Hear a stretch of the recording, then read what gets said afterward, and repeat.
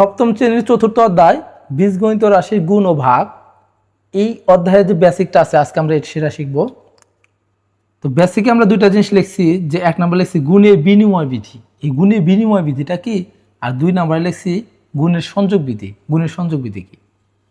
আমাদের দুইটা মান যদি গুণ দিতে বলে, যেমন এ একটা আর বি একটা, এই দুইটা মানকে যদি গুণ দিতে বলে, আর বিনিময় বিধি মানে চেঞ্জ করা, তাদের যে অবস্থান আছে অবস্থানকে চেঞ্জ করাকে আমরা কি বলবো?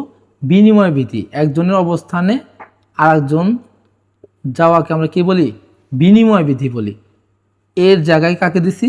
বি কে, আর বির জায়গায় আমরা কাকে দিছি? এ কে। এই যে আমাদের দুজনের কি চেঞ্জ, এটাকে আমরা বলি বিনিময় বিধি। তো আমরা গুণের ক্ষেত্রে জানি যে গুণের ক্ষেত্রে আগে পিছিয়ে গুণ করলে আমাদের মানে কোনো পরিবর্তন হয় না। যেমন এখানে 3 দুগুণা 6, আবার এই জায়গায় যদি আমি 3 টাকা আগে দিই 2 টাকা পরে দিই, এখানেও কিন্তু 3 দুগুণা কত হয়? 6 হয়। তো আমাদের মনে রাখতে হবে যে গুণের ক্ষেত্রে আগে পরে করলে কোনো মানে কোনো পরিবর্তন হয় না। তাই আমরা এরকম গুণের ক্ষেত্রে এ গুণন বি, এটাকে আমরা চেঞ্জ করে লিখতে পারি বি গুণন এ। আর এই যে চেঞ্জ করে আমরা লিখলাম, এটাকেই আমরা বলি গুণের বিনিময় বিধি। দ্বিতীয় নাম্বার লিখছি গুণের সংযোগ বিধি। সংযোগ বিধি আবার কি? সংযোগ বিধি মানে একসাথে করা। তো আগে আমাদের এই জায়গায় আমি লিখে রাখছি যে এ গুণন বির সাথে গুণ ছিল, তার সাথে আবার এই দুইটা গুণ দেওয়ার পরে যা হবে তার সাথে সি কে গুণ দিতে বলছে। তো এটাকে আমরা এভাবে লিখতে পারি যে এটাকে আলাদা করে, এই বিটা যেহেতু আমাদের কার সাথে সংযোগ ছিল? এর সাথে ছিল, এবার এর সাথে না দেওয়া ওই বিটাকে আমরা সির সাথে সংযোগ করতে পারি।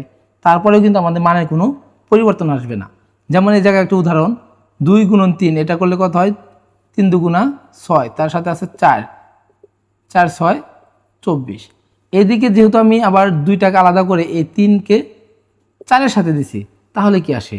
এই 2 2, এই 3 4 12, তাহলে 12 দুগুণা 24। মানের কিন্তু কোনো পরিবর্তন আসে না, এটা যা আসে এটাও তাই আসে। তাহলে এই যে আমাদের গুণের ক্ষেত্রে সংযোগ বৃদ্ধির ক্ষেত্রে একজনের সাথে ছিল, ওটাকে আমরা আরেকজনের সাথে দিয়ে দিলাম, তাহলে তাও মানের কোনো পরিবর্তন হয় না, এটাকে বলা হয় সংযোগ বিধি।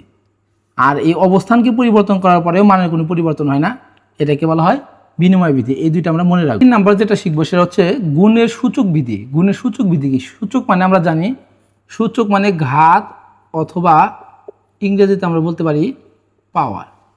কোনো একটা ভিত্তির উপর যে মানটা থাকে তাকে আমরা বলি পাওয়ার।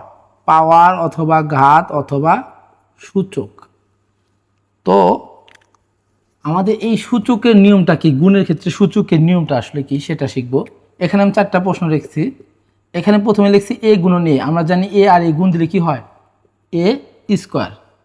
এ আর এ গুণ দিলে কি হয়? এ স্কোয়ার। কিন্তু এ যোগ যদি এ দেয় তাহলে কিন্তু স্কোয়ার হয় না, ওই একটা এ আর একটা 2টা সামনে চলে আসে, 2 হয়। যোগের ক্ষেত্রে সামনে আসে, কিন্তু গুণের ক্ষেত্রে সেটা কি হয়ে যায়? ওটা পাওয়ারে চলে যায়।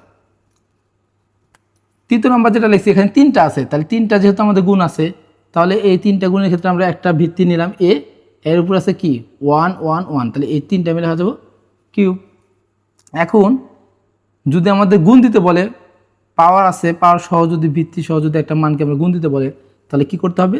ওই দুইটার যে ভিত্তি আছে, নিচে যারা থাকে তাদেরকে বলে ভিত্তি, আর উপরে যারা থাকে তাদেরকে বলা হয় পাওয়ার। তো ভিত্তি দুইটার ভিতরে আমরা যে কোনো একটা নেব, আর এই পাওয়ার দুইটা যে আছে গুণের ক্ষেত্রে পাওয়ারগুলো কি হয়? যোগ হয়। তাহলে কি আসতেছে? এ 6। আর 4 নাম্বার যেটা লিখছি সেটা হচ্ছে এর উপর স্কোয়ার আছে, তার উপর আর একটা ঘাত আছে। একটা সূচকের উপর আর একটা সূচক, বা একটা পাওয়ারের উপর আর একটা পাওয়ার থাকলে ওই পাওয়ারগুলো কী হয়ে যায়? গুণ হয়ে বসে। যেমন এই জায়গায় ভিত্তি এ থাকবে, 4 দুগুণা 8 হবে। এই হচ্ছে আমাদের গুণের সূচকের বিধি, আমরা এভাবে মনে রাখবো।